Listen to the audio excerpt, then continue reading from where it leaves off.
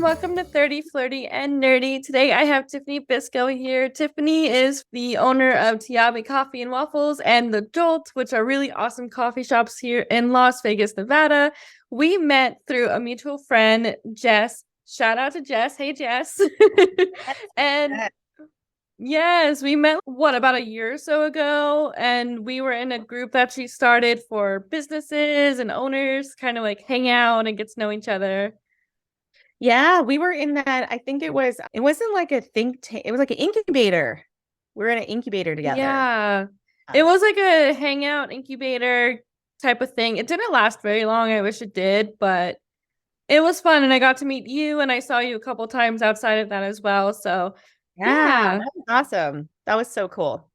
it was. And I'm really excited that you're on the podcast now because I remember talking to you before and I'm like, I want to know how you got into the coffee field and the shops and how that all started and everything. So I'm really happy that we're doing this and I'm going to learn more about you and your background and how you started these amazing coffee shops that are doing really well in Las Vegas as well, too. Yes, and thank you for having me. It's fun to see like you grow and do this awesome podcast too. And it's definitely a journey. Being a coffee shop owner is a journey and it's an experience. Every day is different. So it's great. Yeah.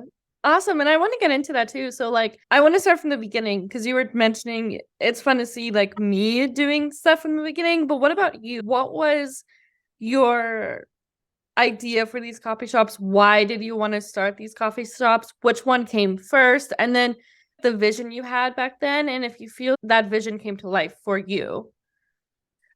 Yeah. So my first coffee shop was TIABI Coffee and Waffle. Very first one was near UNLV, right on Maryland Parkway and Flamingo in Las Vegas.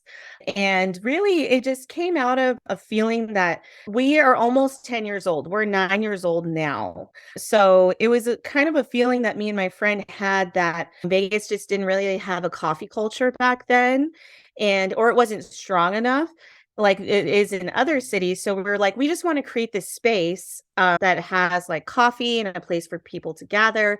We wanted it to be near UNLV because me and her at the time met at UNLV. So we are like, oh, we're going to make it near campus because back then when we went to UNLV, there wasn't anything around. So we found ourselves like having to drive somewhere after school, like far to go and get things.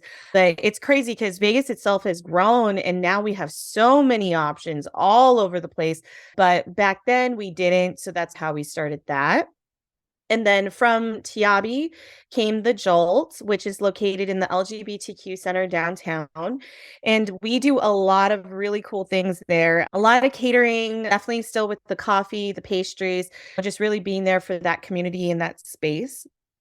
And then I would say after that, we also acquired a sister cafe, which is called Viva Cafe, and it's a Latin-based cafe.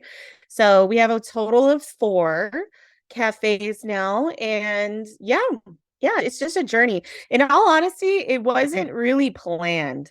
And that's the thing that's crazy. Normally when you get into business and you get into people who are serious about business, there's a lot of planning involved. There's a lot of preparation involved. This was definitely one of those, we're going to jump off the cliff and figure out how to fly things. And it's funny because now that I'm older, it's just like we were just so fearless back then. We were just like really just fearless because it was at a time where I think Vegas was still coming off the recession, the 2008 recession that lasted so long. So it was very much like it was a risk, but it was just something we wanted to do. And then it just succeeded. And I actually am the only owner now. My friend didn't really like business that I opened with, and she decided to become a nurse. And it's great. And we're still great friends. We still see each other all the time. But yeah, that's the journey. That's how it started. And now we're here. Yeah. That is so cool. You started with a friend because you're like, you were missing something in your life in college at that point, and you're like, there should be something like this for students at UNLV to go and get coffee. And I just love how just from you having that experience, you started something. And it's Yeah. not been 9 years and it's doing just so good. So that's awesome. Yeah, I can't even believe it. I'm like, wow, 9 years. I've never even done anything else in my life this long. Yeah. I don't even think I've had a relationship that long, you know? Your So business is your relationship. yeah, and my child. Oh my goodness. Yeah, a little bit of both. Because, yeah, there's a lot of moving parts when it comes to owning coffee shops. So, did you have Uh-huh. to learn how to make coffee yourself, or did you have someone teach you? Like, how did that happen? Like, how did you realize, oh, I have to learn how to make coffee? I have to have like different types of food. What was that process like for you when you were starting this up? Well, really, I used to be a barista at Starbucks while I was in college. So I did gain some coffee knowledge there, but that's like nothing compared to being like a coffee shop owner. You have to really know a lot of things. So it was interesting. As the business was growing, I was learning everything at the same time. And then we decided we wanted to do waffles because waffles are a very international concept. We always felt like everyone knows what a waffle is. Everyone has an idea of what it is. And it's like, how are we going to do this waffle? What are we going to do? So then the menu evolved. It's so funny because as an owner, I keep everything.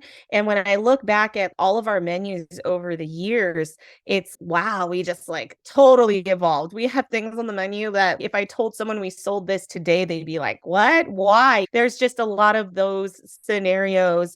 And just like the growth, it just happened. It just happened. And then it's just very interesting. You adjust to the market, you adjust to the consumer, you adjust to what they want. I always feel like waffles are a classic thing. So I feel like that adds to like our longevity as a business because waffles aren't going to disappear. They're not really a fad. How we consume them may change, but yeah, it's great. And you know what's really great too is seeing now that Las Vegas has so many coffee shops now. So seeing all of those different concepts come out too and hearing different things from different people opening these restaurants over the years. So yeah, it's crazy. Do you feel that the coffee community has grown more so in the last 10 years since you started? And have you found yourself becoming more friends with the other coffee shop owners and getting like talking to them about different things? Have you found that it's definitely helped you in a way? Does that question make sense? Yeah, that definitely makes sense. That definitely makes sense. When we first opened TIABI, we actually looked up how many local coffee shops exist in the valley. And I want to say there was about maybe 12 coffee shops. Now, if you were to look at that list, we're looking at over 50 different like owners, brands, you name it, of coffee shops. So we came in really early, but then I do know a couple of them. I have talked to a couple of them. I wish we could all just be like friends and just vent to each other all the time, but we're also technically competitors.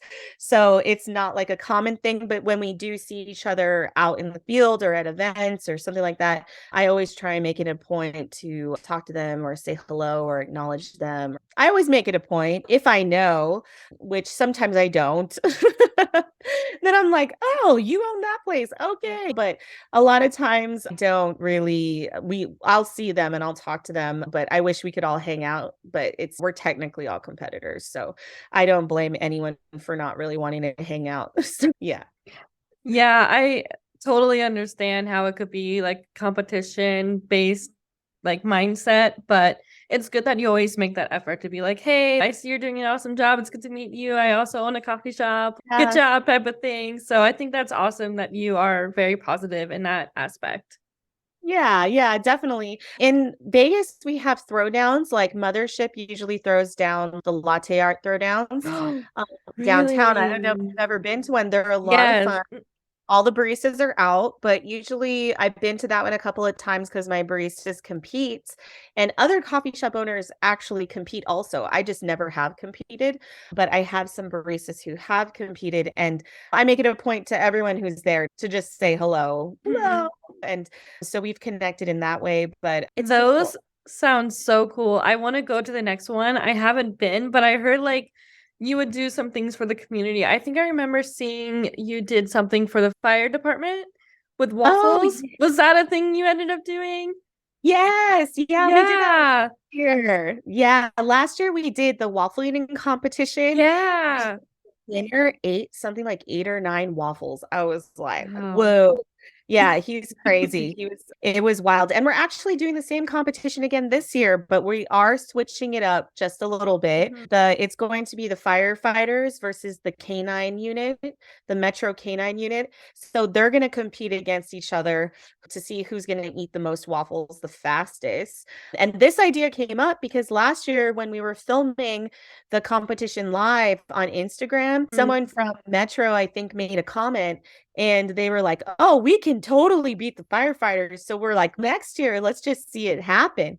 So that's how that came about, the idea. So we're actually having that competition again on March 25th for International Waffle Day. So you should definitely come down, check it out. And then we're also having a squat competition. Oh Early no. yeah.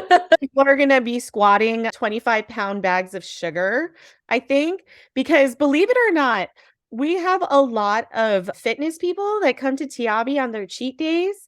And also because our waffles are vegan, like they decided, let's have a squat challenge and they can try to lift 25 pounds of flour. Very excited for that. Those sound amazing. And I'm so happy that you said that because I could put this episode out early so that people could get that information down and be like, oh my gosh, it's at this day. I want to go see people eat all these waffles and have some waffles themselves. And I think that's really fun that you guys do that. So I'm Yeah. definitely going to put that information in the show notes for them. Yay, that would be awesome. And that's going to be at our Maryland Parkway location Mm. at 8 a.m., which is a Saturday, and it's March 25th. But that March 25th is also International Waffle Day. So that's the easiest way to remember all that. It's International Waffle Yep. Day, 8 a.m. at our Maryland location. And for those that don't know where that is, it's right next to Sakana, the sushi place. Yes. You know, it's funny. Yeah. Everyone is like, oh, I saw you on the way to Sakana, or I'm going to Sakana. So I always just point out Sakana. It's right there, right next to us. And most people are like, oh, yeah. Such great foot traffic too, especially with how busy Sakana is. It's kind of people Yeah. will see your place. I'm like, oh my God, I have to try that out next time I'm down here. Oh, absolutely. You know what is funny though, when you talk about making friends with other people like in the field, I'm actually pretty good friends with the owner of Sakana, and they own 9 other restaurants, and then a couple of other restaurant owners who I guess I'm technically not competitors with, but that's still really cool that you get that the restaurant community, you could still make friends like that. So yeah, just wanted to add that to your previous question. No, that's amazing. Thank you so much for adding on to that question. I also wanted to ask you too, like, what do you see your goals for Tiabi and the Jolt in the future? So say the next 10 years, like where do you see your coffee shop or next 5? We could say 5. Where do you see your goals in the coffee industry and your shops looking like? So that is very funny that you asked that, and I'll answer it very honestly because I'm just hoping that I'll have an answer clearly for that. I'm at this crossroad because I've been doing this almost 10 years now. We have 4 stores. Managing 4 stores is already a handful. And a lot of people have asked me if I wanted to franchise it, especially Tiabi, because it's a very unique concept. But then when I talk to other people who manage franchises, it's still not something that I know if I know I completely want yet. At this point in time, franchising is up in the air while also expanding is also up in the air. So I'm really at a crossroad, and maybe if we do a podcast in 5 years, I'll just let you know how it all turned out because that's where I'm at, because managing 4 stores is already a lot, and as we grow, after you open the second store, it gets a lot easier. It gets a lot easier to open more stores. So I think I'm going to continue to expand because franchising isn't just something I'm entirely interested in when it comes to giving my time. And I just feel like Tiabi has definitely just been like a growth experience. It's like I'm growing as a person as this business is growing. The decisions I make are also affecting the business and I see direct results. It's like a reflection of my own life in a sense. I'm just at the crossroad, and maybe who who knows? Maybe you'll see 30 TIABIs and then you'll know I franchised it, because there's no way I would manage all of that. Or I went down the other road and just took my time and expanded at my own pace. That's also okay. I try not to really give too many limitations to, or like, what I can do, but it's more of what, at the end of the day, what's going to give the most back to me. And me as a business owner, I would say I'm a little different, because I like to focus on myself enjoying what I'm doing. And because with business comes a lot of sacrifice. And so a lot of times, if I'm not feeling that certain areas aren't rewarding me emotionally, mentally, physically, then I just won't do them, and I'll choose something else. So that's why it's funny you ask, because I'm very much at a crossroad. And anyone who has asked me this question probably in the past year, I've given this exact answer to. And I'm like, I don't know. And I think when I do know, you'll see like a clear path for me, and I'll let everyone know what's going on. But we have had many opportunities to expand. I personally would like to expand out of state. I think that would be another adventure. So that's definitely on the table this year, and exploring that option is also on the table. Yeah. So you have two options, expanding or franchising. And when you mean expanding, do you mean like creating a new coffee shop that's like kind of different, or like another TIABI in another location? Yeah. Oh, yeah. So expanding would be either creating a new TIABI in another location, or Okay. it would mean, or taking the other brands like the Jolt's Cafe or Viva Cafe, and Mm. creating another location for those. Expansion could also be like expanding on products. Something that else that has been put on the table many times was taking the waffle mix, because a lot of people love our vegan waffle mix, and possibly doing like a box mix for it. So that would be like expansion, except in a different way. It's not necessarily like brick and mortar, but it's a product. So we're expanding with a product. That also very much excites me. So I just pay attention to my energy. And if I feel myself like really excited, I'm probably going to do that. Franchising just doesn't sound very exciting to me. So it's probably going to be, I'm going to stick with the private route and just continue to expand in different ways, and just see where it just takes me. Yeah. I'm my Yeah. own critic anyways. Yeah, I just go with where my energy is. Yeah. And when you're talking about expansion versus franchising, you see your whole energy just like change. You're like smiling and so happy. Like, I have so many ideas I want to do. And I think it would be really cool to see how you expand and what you add on to that, and like your menu and the products and everything you were just talking about. You could see Yeah. that you're like thinking about it a lot. And it's definitely something I think you might end up doing, which is really cool. You know? Yeah. Absolutely. And I've talked to people who manage franchises, and they've told me that they're like, you shouldn't do this. There's a lot of money and there's a lot of lucrative opportunity when it comes to franchising, and it's great. It's just not my thing, kind of thing. If I had a partner, maybe like a business partner who wanted to join on with me and take over the franchising division, then franchising will be on the table. But yeah, you're totally right. I see it in myself now. I literally, yeah, I don't even know why I keep on talking about franchising. You heard it here first, people. I'm like, I don't even know. That's why it's great to just connect with people and talk with people about whatever's on your mind, because I always get these light bulb moments. So, Yeah, yeah. I love that. Yeah, you heard it here first. You're expanding. Yeah, I haven't said it. Waffle I shops love are it. awesome. Putting it out into the universe. Yes, yeah. I think we'll just do that.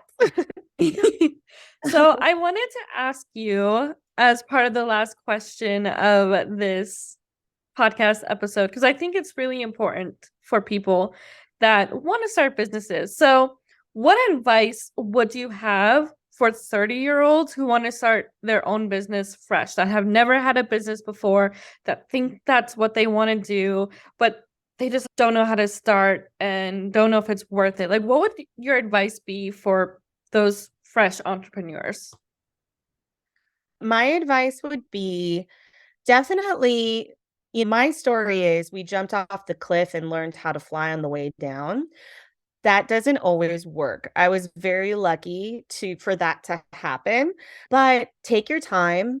I know it's like a lot of pressure because you're in your 30s and you feel like, oh, I'm in my 30s. I should know more by now. I should have all of these things checked off. But you just be true to yourself, go at your own pace, give yourself a lot of love because when it comes to business, it's hard. Like you're literally like whatever business you do, you're going to have a competitor, and the consumer will always be comparing you to your competitor.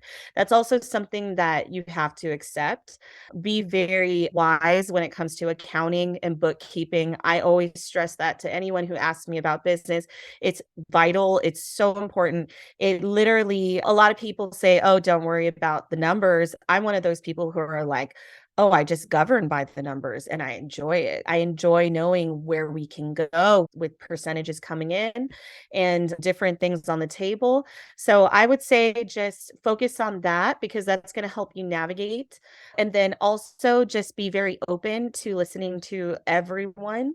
You don't have to follow what everyone says, but I feel like every interaction I have is always knowledge gained. So you have to, even somebody who's not even in your field, you might be able to pick up something that's like a key factor that can help you. And that's what I would say to anyone in their 30s. Give yourself a little more love, a little more patience, a little more time and understanding. Don't always feel so rushed. One of my favorite quotes is from my grandma, and I always tell everyone, she always says, haste makes waste. And it's the truth. Most hasty decisions produce a certain amount of waste. The hastier, the more waste. So I would just say, just remember that. Just remember, like, even though you're in your 30s, success begins at any point in life when you want it to even happen. I love hearing success stories for people who are in like their 60s and their 50s. Imagine, like, I love hearing those stories. And it's not because it's, oh, I have so much time. It's because that's just an example of someone who didn't give up on themselves for that long. So it's just because you're at this point, and I've seen a lot of people in their 30s, there's an extra layer of pressure to produce something, or they feel like they need to produce something in their lives. I always say, go at your own pace, give yourself a lot of love, because at the end of the day, you're going to be the reason why you feel the way you do. And to just go like that and just believe in yourself, have a lot of faith, and creating your group of friends and people that support you is so vital because you can't do everything on your own. You can't. Even I have almost, I think, 30 employees now. And it's funny because I have employees all range from all age ranges, all kinds of different types of people. And it's funny to hear their perceptions on the business. It's funny to hear their perceptions on me. It's funny to hear what's going on with them. And if you are in a business that does have employees, your employees are like your livelihood. So treating them well, treating them with care is they're gonna help you when you feel like you're just falling apart. And yeah, they're also like your tribe. But I do know a lot of people in their 30s who do businesses that don't have employees. And it's funny, it's hearing them. If you don't have a type of business where you have employees like I do, something that I know that really benefits is just like talking to other people in your field, people in business. And my younger brother, who's 5 years younger than me, is in business, and he's purely digital type of business, and he still needs to complain about the same things I need to complain about. So it's very beneficial to have those relationships where that also support you. They don't always have to be like like a reason. It's just you'd be surprised. Small example too is one of my new menus at Viva Cafe is doing incredibly well and insanely well. And it's because one of my employees, they were just like, I feel we need this. And if I didn't take the time to listen, if I didn't take the time to understand or listen to their idea in completion, we wouldn't be where we are. And this whole like streamlined menu idea that they had, it's brought us so many new customers. It's engaged the team. It's amazing. Just keep your eyes and ears open and just love yourself, have faith in yourself, and just know that if there's 20, 30, 40 closed doors, it doesn't mean anything. You just keep on going. You just keep on going. You take your setbacks, you take your no's, you take your rejections, and use it as energy, use it as fuel to create. Because I mean, besides the numbers and the sales goals and the percentages and all that other stuff I mentioned, people engaging in any business are also extremely creative. So don't forget that. You are a creator. That's why you're in business, because you have something that nobody else has. You have something that other people want. And just because the other person right next to you is selling the same thing doesn't mean that they are doing what you're doing. And that's the beauty of it, because we're all unique. And we started off in Vegas when there was like 12 coffee shops. Now there's 50 plus coffee shops in Vegas. Why are we still here? It's because we're doing things in a unique and different way. We're focusing on just our core culture of a business and who we want to be in our community. And that's all you really need to do. And just don't forget that. A lot of people, I feel, compare themselves in different things. I'm not the best, or mine is not that great. I didn't get this many views on Instagram. Or, oh my God, this person is doing this. And I'm just like, it's always going to be that way. There's always going to be something. But at the end of the day, you have to just look at everything as a whole. Don't like get blinded by all these other things going around. You have to just look at everything as a whole. Yeah, that's what I would say. I could go on and on. Honestly, I could go on and on because I've been doing this forever. But yeah, that's what I would say. That's what I would tell a stranger, and that's what I would tell my best friend. Yeah. And you hit so many important points there. You hit how, like, mindset, you hit the wants and needs, you hit just everything that I feel the person who wanted to start a business needs to hear. And thank you so much for that, because you just, even me, I was sitting there, yeah, I totally agree with that, thinking I'm going to start a business, and I have one, but it's like what you're saying is making so much more sense, especially the comparison, because it's people that do so many of the same thing, and that could be such a mindset fuck where people are like, oh no, like I'm not, my idea is not unique, and I'm not special enough to be doing this. This person is doing it better than I am. Why should I start this? Like, you are right in the fact that everyone's different, everyone's unique, you're creative, like you have the ability to make something perfect, and basically people will go to your business because it's you, not the other person. Yeah. And yeah, and what you said just there solidifies all of that, that if you want to start a business, do it for you and because you love it, and give yourself love even when the times are rough. So, Yeah. Yeah, and yeah. we've had some rough times too. We had to go through the pandemic. This whole labor shortage thing in Las Vegas has been a doozy for me, especially because my staff is around 30 people. So it's been definitely a struggle, but sometimes I just sit in the cafe and have a cup of coffee and I just look out and look around. And then I'm just, you know what? We're going to get through this together. Me and all my Mhm. staff, everyone who supports us, we're going to get through this. And then I also like to save things that people do say, like when you get customer reviews or the comments, I do read back through those. And our regulars that come into the store, they're like everything. We're just like, they're just incredible. They're amazing. And yeah, shout out to all of them, because we would not be here unless they didn't support us. And we're a cafe. We don't have a drive-through. We're not like we're quick service, but we're not like a drive-through experience. We're like a sit-down cafe. So it's like when people come in, they come in to just sit down and take a moment. And sometimes I need to sit down and take a moment. I'll end up talking to the customers and they just revitalize me. It's like little things like that, engaging with the people that support your business.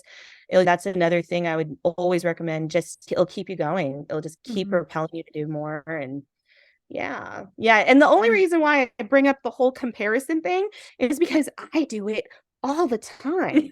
And Yeah. I see my friends do it too. Like my other restaurant friends, they'll be like, oh, but this person does this or this person does that. Or, oh, my favorite thing is people will just give me the Starbucks report. They'll be like, do you know what Starbucks is doing?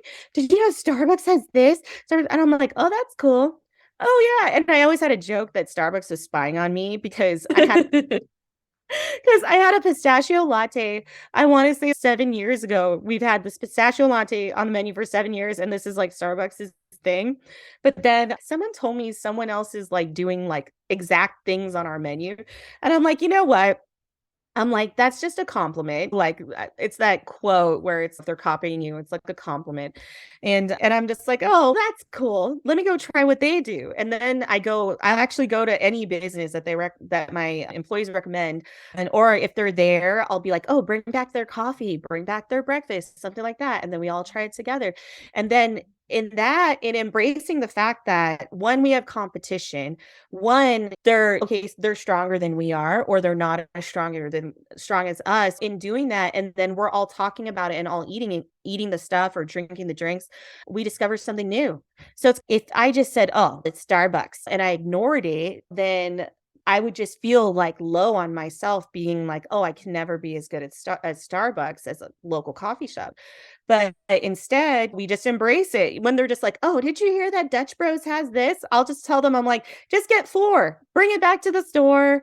Let's just try it. We'll do whatever. And it's kind of embracing the fear. And yeah, and that fear, that jealousy, I've had that before. So that's why, and especially when you enter your 30s, I feel like you're in a new realm of yourself. So I feel like it's also important to like just love yourself a little bit more, not so much pressure. Cause I don't know about you, but in my 20s, I had so much pressure on myself, so much pressure to succeed, so much pressure to do this, do that, go here, go there. And like, I just love it because now I'm just like, embracing it all. And then I have a lot of employees in their 20s, and then it reminds me of myself and all the crazy things I did. And then when I look back, I'm like, yeah, like I did a lot. I'm super happy with how far we've come, and I'm very thankful. Yeah. Thank you so much. I'm very thankful for having you on this podcast and to talking about your life and how you started and why, and just all the little tidbits and amazing information that you just shared with us just a second ago. Like, I can't wait for people to hear it. I think it's going to resonate a lot with them, especially people who want to start a business fresh. I think it definitely will give them really good mindset help, and just like we were talking about, just get going and give yourself love and grace and everything. So thank you so much for your wisdom and your truth bombs and just everything today. I appreciate it. Oh, thank you. Thank you so much for having me and for letting me just unravel. Yeah, that's what this podcast is for. And especially because Yeah. we add in that element of age and that element of being in your 30s, it's relatable. And that's why I'm so excited, because I feel like a lot of people could relate to this as well, especially with a lot that you said about comparing yourself and feeling awkward sometimes and just trying to get your groove back. I definitely feel it could resonate. So, yeah. Yay. That's awesome. I'm always happy to share. And then if you guys happen to go to TIABI or the Jolt or Viva Cafe in the Boulevard Mall and you see me, please say hi. Please say hello. I just love engaging with the community. And that's one of the reasons why I love owning a coffee shop as well. Yeah. Yay. And I'll put everything in the show notes as well for you guys too, so that like where TIABI is, where the Jolt is, where everything is as well. So thank you. And yeah. I'll see you around, Juliana. I'm sure I will. Hey friends, thank you for listening to today's episode. Please take a moment to follow and review this podcast so it could reach others. Also, if you leave a review, I'll be sharing your review in the next episode. Lastly, if you want to be part of this growing podcast, chat about your life, your profession, passions, or if you have advice that you wish you had at 30, please sign up at the link provided in the show notes. I would love to have you as a guest on the show. Thank you so much for listening, and I hope you have a wonderful day.